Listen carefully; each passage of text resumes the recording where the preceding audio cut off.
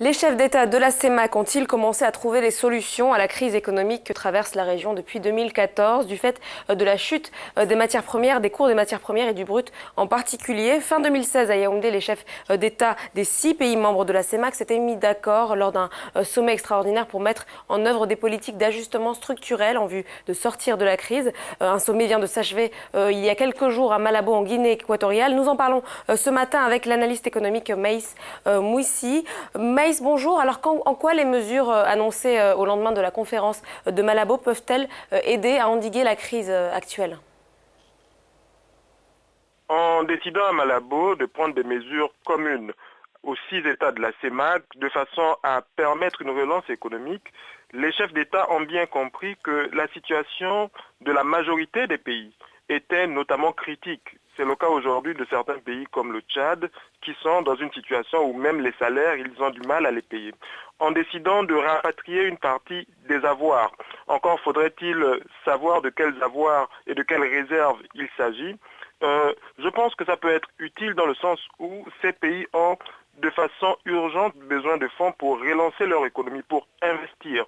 Or, dans le contexte d'austérité actuel, les choix qui ont été opérés ont été plutôt des choix de nature à faire des coupes dans les investissements et des coupes dans les dépenses sociales. Or, en période de crise, l'une des voies de relance, c'est d'utiliser l'investissement et la consommation. Donc je pense effectivement qu'en rapatriant une partie des réserves et en observant une stricte discipline budgétaire, il pourrait parvenir à relancer l'économie, mais ça repartira de mon point de vue assez lentement, étant entendu que nous sommes sur des pays qui sont encore dépendants des ressources naturelles.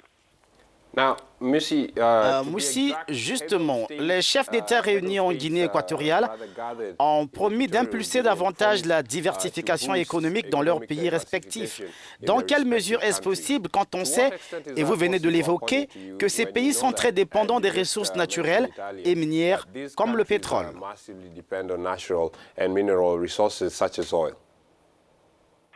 La diversification économique pour l'ensemble des pays de la CEMAC, excepté peut-être le Cameroun, mais pour tous les autres pays de la CEMAC, est indispensable. Simplement, il faut s'en donner les moyens. Nous avons des pays majoritairement aujourd'hui qui vivent des revenus du pétrole.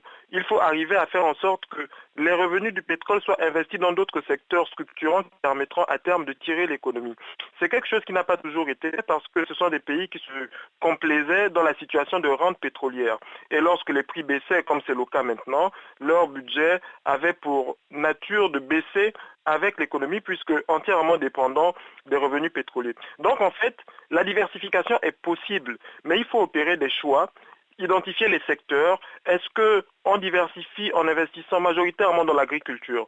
Est-ce qu'on diversifie en investissant majoritairement dans le tourisme? Il faut identifier les secteurs, il faut déterminer la stratégie et uniquement après avoir fait cette étape préalable, on peut amorcer le processus de diversification. Mais évidemment que la diversification est possible. Et en période de crise, il n'y a pas de meilleur moment pour se lancer dans la diversification de l'économie parce que ces États sont contraints à l'heure actuelle d'opérer le processus et d'accélérer la diversification déjà entamée il y a quelques années. Maïs, parlons à présent d'une annonce qui était très attendue. Les présidents de Guinée équatoriale et du Gabon ont assuré qu'ils s'engageraient à assurer la libre circulation des personnes de la zone CEMAC. S'agit-il, selon vous, de vaines promesses quand on sait que cette annonce avait déjà été faite auparavant? Et puis en quoi est-ce que la libre circulation est finalement un gage de croissance? La libre circulation, en tout cas le principe arrêté par les chefs d'État, notamment ceux du Gabon et de la Guinée équatoriale, de mettre en œuvre la libre circulation est à saluer.